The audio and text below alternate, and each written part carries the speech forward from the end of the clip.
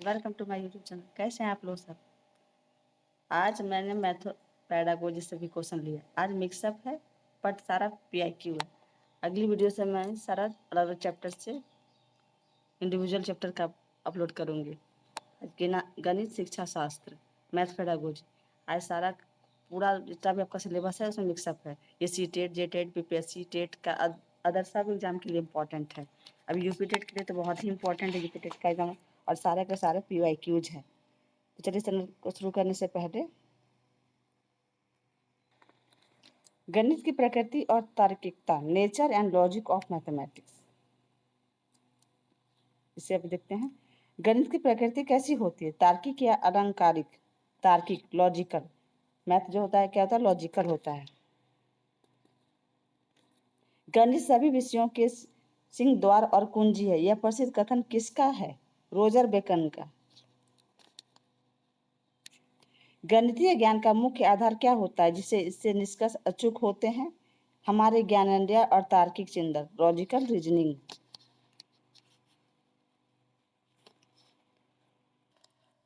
Question number 4, गणित को किस प्रकार का विज्ञान माना जाता है, गणनाओं का स्थान तथा संख्याओं का विज्ञान।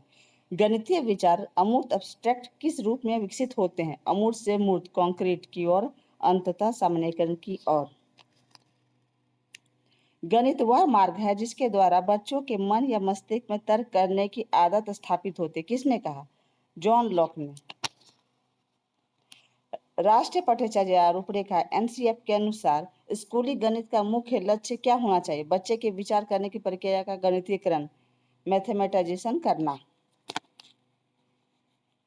गणित में प्रयुक्त होने वाले संकेत, सूत्र और सिद्धांत कैसे होते हैं, सार्वभौमिक, यूनिवर्सल होते हैं, जो हर स्थान पर एक रहता है। ये नहीं कि यहाँ पर A+B का whole square, A² + 2AB + B² है तो अमेरिका में कुछ और हो जाएगा।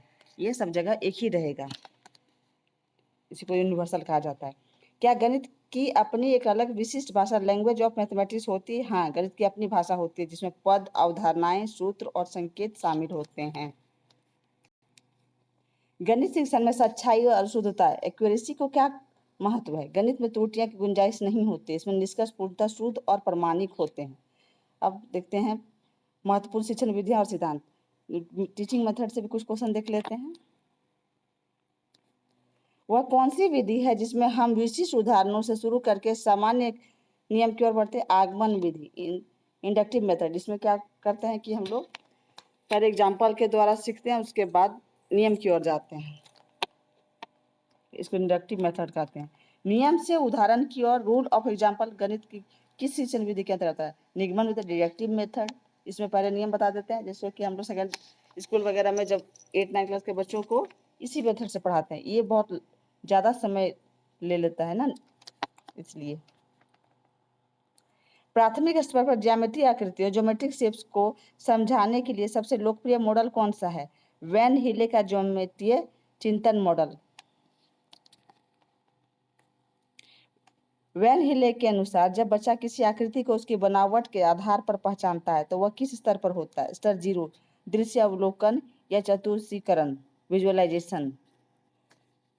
किसी जटिल गणितीय समस्या को छोटे छोटे टुकड़ों में जोड़ तोड़ कर हल करना कौन सी विधि कहलाता है, विश्लेषण विधि, एनालिटिकल मेथड। ज्ञात छोटे छोटे तथ्यों या सूचनाओं को मिलाकर एक नया नियम या निष्कर्ष निकालना क्या कहलाता है, संश्लेषण विधि, साइंथेटिक मेथड। गणित की किस विधि को खोज विधि के नाम से भी जाना जाता है और इसे प्रतिपादक कौन है, ह्यूरिस्टिक मेथड, प्रतिपादक Armstrong, H.E. Armstrong.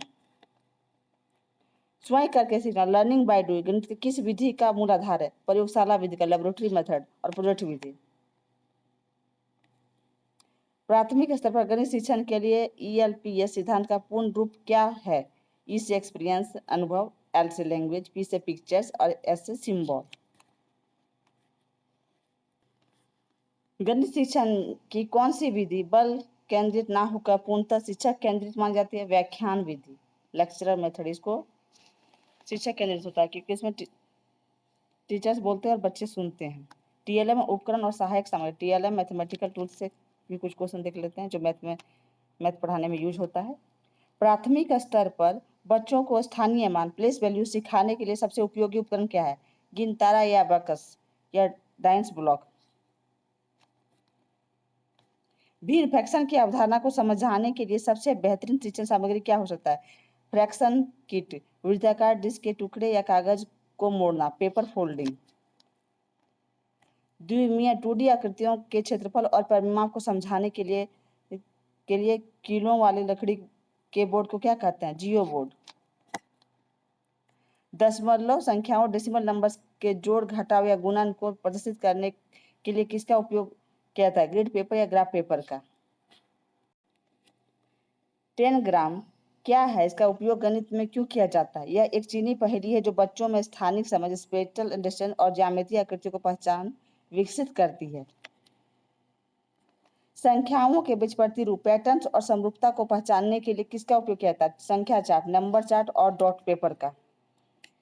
Dice block का उपयोग मुख्य रूप से किन 4 बुनियादी गतियों को सिखाने में होता है? जोड़, घटाव, गुणा और स्थानीय मान प्लेस वैल्यू को निकालने के लिए डाइस ब्लॉक्स का यूज किया जाता है। ये सब यूपी टेट के लिए बहुत ही इंपॉर्टेंट है, सब PYQ है, जेटेट में भी बहुत इंपॉर्टेंट है। गणित प्रयोगशाला मैथ लैब का प्राथमिक महत्व क्या है? अमूर्त अवधारणाओं को व्यावहारिक और मूर्त प्रयोगों द्वारा प्रत्यक्ष समझना। दृश्य श्रवण सामग्री ऑडियो विजुअल एड्स गणित शिक्षण को कैसा बनाती है? रोचक, स्थायी और प्रभावी।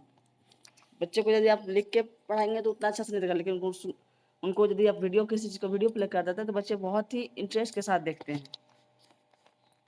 इसलिए इन सामग्रियों का यूज करके आसानी से टीचिंग किया जा सकता है और बच्चे चाइल्ड सेंटर्ड होते हैं तो बच्चे इस पर ध्यान भी देते हैं और सीखते हैं बच्चे। ज्यामिति बॉक्स में उपलब्ध सेट स्क्वायर्स का उपयोग किस लिए किया जाता है? समांतर और लंबवत रेखाएं खींचने तथा विशिष्ट कोणों के निर्माण के लिए। अब त्रुटि विश्लेषण और निर्णयात्मक परीक्षण, एरर एनालिसिस एंड इवैल्यूएशन से कुछ क्वेश्चन हम लोग देख लेते हैं। गणित अधिगम में छात्रों द्वारा की जाने वाली त्रुटियां एरर्स क्या दर्शाती है? वे दर्शाती है कि बच्चे गणितीय विचारों को किस प्रकार सोच रहे हैं। त्रुटियां अधिगम का हिस्सा है, अधिगम का समस्या नहीं।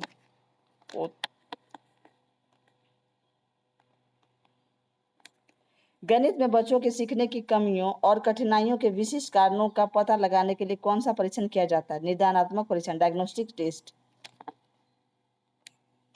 निदानात्मक परीक्षण के बाद पकड़ी गई कमियों को दूर करने के लिए कौन सा शिक्षण दिया जाता है? उपचारात्मक शिक्षण, रेमेडियल टीचिंग।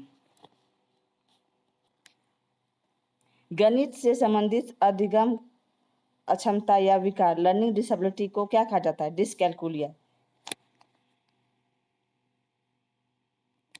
सतत और व्यापक मूल्यांकन CCE के तहत गणित में रचनात्मक मूल्यांकन फॉर्मेटिव असेसमेंट का क्या कार्य है? शिक्षण अधिगम प्रक्रिया के दौरान ही बच्चों के ज्ञान को लगातार मॉनिटर करना और सुधारना। योगात्मक मूल्यांकन समेटिव असेसमेंट कब दिया जाता है? सत्र या छमाही वार्षिक अवधि के अंत में, ग्रेडिंग या प्रमाणीकरण हेतु। गणितीय समस्याओं को हल करते समय असावधान त्रुटि, केयरलेस एरर का मुख्य कारण क्या होता है? एकाग्रता की कमी या जल्दबाजी, न कि अवधारणा की समझ की कमी। बच्चों में गणित के प्रति भय या चिंता, मैथ एंजाइटी का एक मुख्य कारण क्या हो सकता है? शिक्षक की कठोर शिक्षण विधियां और परीक्षा का अत्यधिक दबाव। इसलिए परीक्षा का दबाव नहीं होना चाहिए, बच्चे को आराम से पढ़े। NEP 2020 में फ्लेक्सिबिलिटी दिया गया एग्जाम्स में, इसीलिए। और शिक्षक विधियां, सही शिक्षण विधियों का यूज करना चाहिए टीचर्स को। चाइल्ड सेंटर्ड एजुकेशन इम्पोर्टेंट है। गणित में पोर्टफोलियो मूल्यांकन का क्या लाभ है? इसमें समय के साथ छात्र के काम के नमूने को इकट्ठा करके उसके क्रमिक विकास का एक रिकॉर्ड रखना। पोर्टफोलियो जो बनाया जाता है उसमें क्या होता है? मूल्यांकन, जिसमें इसमें समय के साथ छात्र का सभी जितना भी वो मतलब उसमें किस चीज़ में अच्छा किया, सब चीज़ का रिकॉर्ड बना के रखना, इसी को पोर्टफोलियो कहा जाता है। गणित में मुक्त अंत वाले प्रश्न, ओपन एंडेड क्वेश्चन पूछने का क्या लाभ है? यह बच्चों में अपसारी चिंता, डाइवर्जेंट थिंकिंग और रचनात्मकता को बढ़ावा देता है। अब कुछ क्वेश्चन हम लोग पाठ्यक्रम नीति और लक्ष्य कैरिकुलम NCF स्टैंडर्ड से भी देख लेते हैं। NCF के अनुसार गणित के पाठ्य पुस्तक के विषय वस्तु कैसी होनी चाहिए? छात्र के दैनिक जीवन के अनुभवों से संबंधित और व्यवहारिक होनी चाहिए। गणित की लंबी आकृति टॉल शेप ऑफ मैथमेटिक्स का क्या अर्थ है? एक गणितीय अवधारणा के ऊपर की दूसरी नई अवधारणा का निर्माण होना। इंटरलिंक्ड कॉन्सेप्ट्स है। ब्लूम के वर्गीकरण ब्लूम्स टैक्सोनॉमी के अनुसार गणित में इकाई योजना का निर्माण किस डोमेन के अंतर्गत आता है? संज्ञानात्मक डोमेन, कॉग्निटिव डोमेन के अंदर। प्राथमिक स्तर पर राष्ट्रीय शिक्षा नीति एनईपी 2020 गणित के किस कौशल पर सर्वाधिक बल देती है? संख्यात्मक और बुनियादी गणितीय क्रियाओं, न्यूमेरेसी एंड फाउंडेशनल मैथ पर। क्या प्राथमिक स्तर पर औपचारिक कलन विधि फॉर्मल एल्गोरिथम पर बहुत अधिक बल दिया जाना चाहिए? नहीं, शुरुआती स्तर पर अनौपचारिक और समझ आधारित गणनाओं की प्राथमिकता मिलनी चाहिए। सामान्य से विशिष्ट की ओर एक ही बार विशिष्ट चीजें नहीं सिखा सकते हैं ना। राष्ट्रीय पाठ्यचर्या के अनुसार गणित शिक्षण का संकीर्ण उद्देश्य नैरो एम क्या है? रोजगार योग्य वयस्कों का निर्माण करना जो केवल संख्यात्मक और गणना कौशल में निपुण हो। गणित शिक्षण का उच्च उद्देश्य हायर एम क्या माना जाता है? बच्चे के आंतरिक संसाधनों का विकास करना ताकि वो अमूर्त और तार्किक रूप से समस्याओं को हल कर सके। पोल्पा गोर्जपोलिया के अनुसार गणित में समस्या समाधान प्रॉब्लम सॉल्विंग के कितने मुख्य चरण हैं? समस्या को समझना फर्स्ट, योजना बनाना, योजना लागू करना और पुनः जांच करना। 48 क्वेश्चन हो गया। चलिए क्वेश्चन नंबर 49 गणितीय खेल और पहेलियां मैथ गेम्स एंड पजल कक्षा में क्या भूमिका निभाता है? ये गणितीय के प्रति सकारात्मक दृष्टिकोण विकसित करते हैं और शुष्क वातावरण को आनंदमय बनाते हैं। गेम्स और पजल्स के द्वारा सिखाने से बच्चे आसानी से सीखते हैं और उनको इंटरेस्ट के साथ सीखते हैं। समावेशी कक्षा इंक्लूसिव क्लासरूम में दृष्टिबाधित छात्रों के लिए गणित अधिगम के मुख्य माध्यम क्या हो सकते हैं? टेलर्स अबाकस, जियो बोर्ड और ब्रेल लिपि आधारित सामग्रियां। चलिए आज के लिए बस इतना ही। 50 क्वेश्चन हो गए। आज मैंने सारे चैप्टर्स को मिक्सअप किया है पेडागोजी का मैथ का।